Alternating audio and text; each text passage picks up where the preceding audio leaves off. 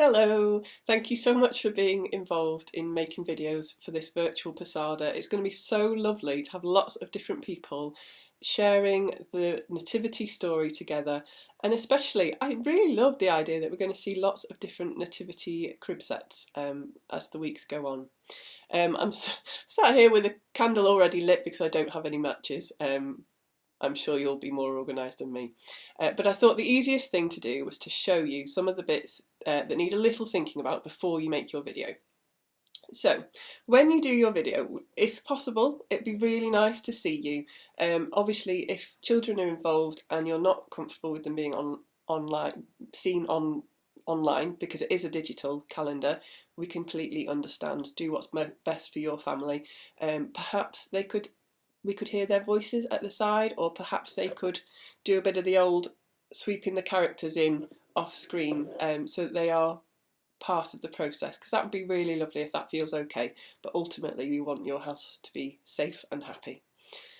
So once you've decided how you're going to do it, it's really worth making sure that your characters and your candle are within the screen space, as well as yourself, if you're happy to be, at least for some of it. You can always move around if you want to start making it fancy. That's absolutely fine. This is a kind of basic how to do it.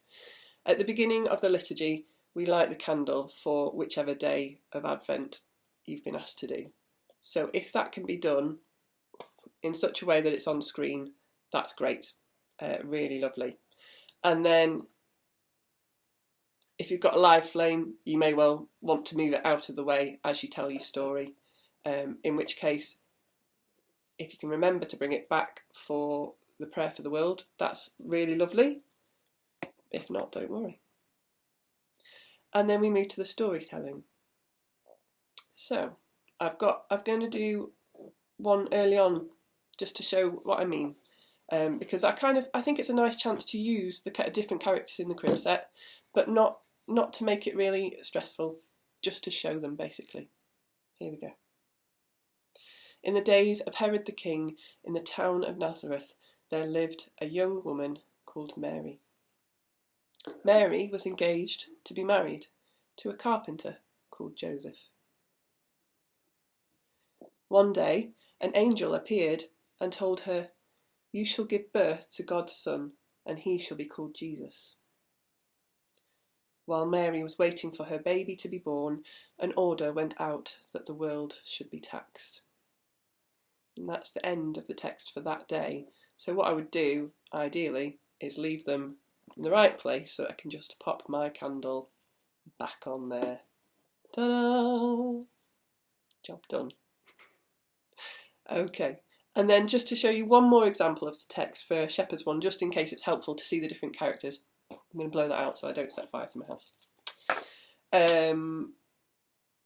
Yeah, so this example, I've got Mary and Joseph there already because I'm starting in week 2. There was no room for them at the inn, so an innkeeper let them into a stable.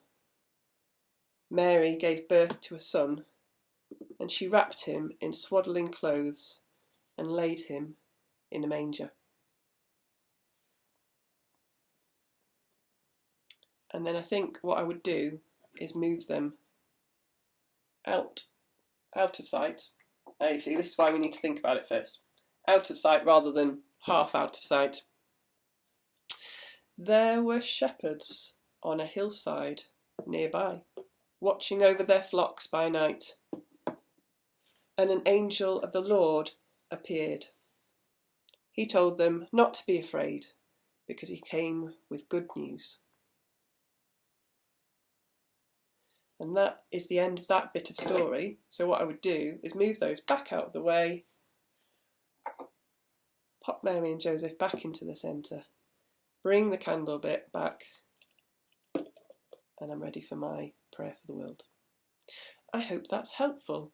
Enjoy making your videos, and I can't wait to see them. Thank you.